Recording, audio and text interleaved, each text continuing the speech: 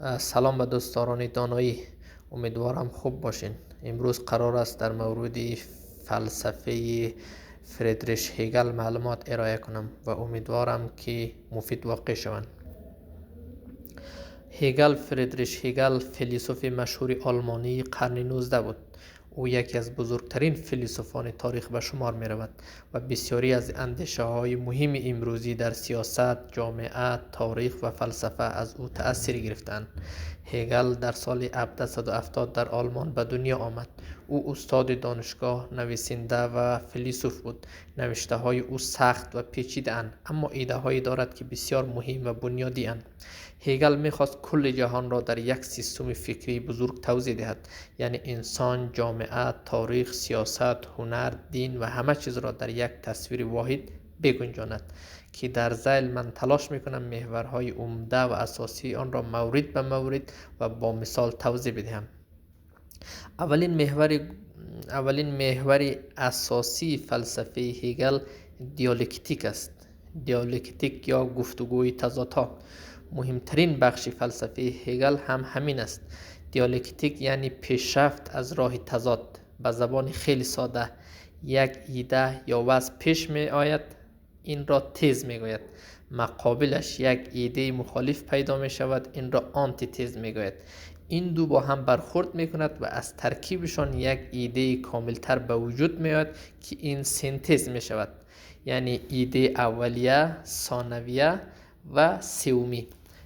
با مثال میخوایم این را واضح تر بسازیم. فرض کنید یک خانواده دارد درباره خرید یک موتر تصمیم میگیرد. پدر میگوید موتر باید ارزان باشد، این تز میشود.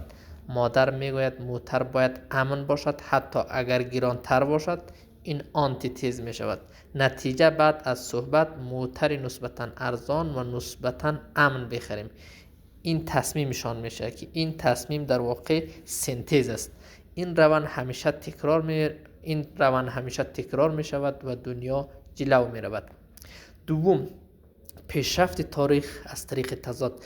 هگل می گوید تاریخ فقط اتفاقات پشت سر هم نیست، بلکه عقل و روح جهانی. او به آن روح تاریخی می گوید جهان را به سمت آزادی و عقلانیت پیش می برد. به طور مثال، مردم قدیم در دوران پادشاهان آزادی کم داشتند. روزی مردم به این وضعیت اعتراض کردند، یعنی انقلاب کردند. نتیجه چی شد؟ جامعه‌ای به وجود آمد که مردم آزادی بیشتر داشتند. هگل میگوید هرچی زمان میگذرد بشریت آزادتر و عاقلتر می شود. سومین محور اساسی فلسفه هگل روح یا ذهن مطلق است. این بخش ممکن است در کتاب ها سخت باشد، ولی من تلاش میکنم که به زبان ساده تر خدمت شما پیشکش کنم. هگل فکر میکرد که انسان و جهان هر دو بخش از یک روح بزرگ هستند که در حال رشد و شناخت خود هستند. این روح خودش را در چند چیز نشان میدهد: هنر، دین، فلسفه. مثال، چرا ما مجسمه، نقاشی یا شعر میسازیم؟ چون روح انسان میخواهد خودش را بفهمد و بیان بکند. چهارمین محور فلسفه وی آزادی است. یکی از مهمترین ایده های هگل این است که هدف تاریخ رسیدن انسان ها به آزادی است. او میگوید آزادی یعنی انسان خودش قانونهای زندگیش را بفهمد و از روی عقل زندگی کند. مثال، کودک کوچک کار اشتباه میکند چون دلیل کارش را نمیفهمد، اما وقت بزرگتر میشود علتها را میفهمد و آزادتر میشود. جامعه هم مثل یک انسان رشد میکند. پنجمین محور فلسفه حق و دولت هگل است. هگل دولت را چیزی زورگو نمیداند، بلکه آن را بخشی از رشد آزادی مردم میدانست. البته دولت خوب، نه دولت ظالم. به زبان ساده مثل این میماند که برای بازی فوتبال باید قانون و داور باشد، وگرنه هرج و مرج میشود. قانونی خوب آزادی بیشتر، قانونی بد فشار و استبداد. میخواهم جمع کنم. دنیا از طریق تضادها جلو می رود. دیالکتیک. تاریخ مسیر رشد آزادی بشر است. روح جهانی در انسان، هنر، دین و فلسفه خودش را نشان می دهد.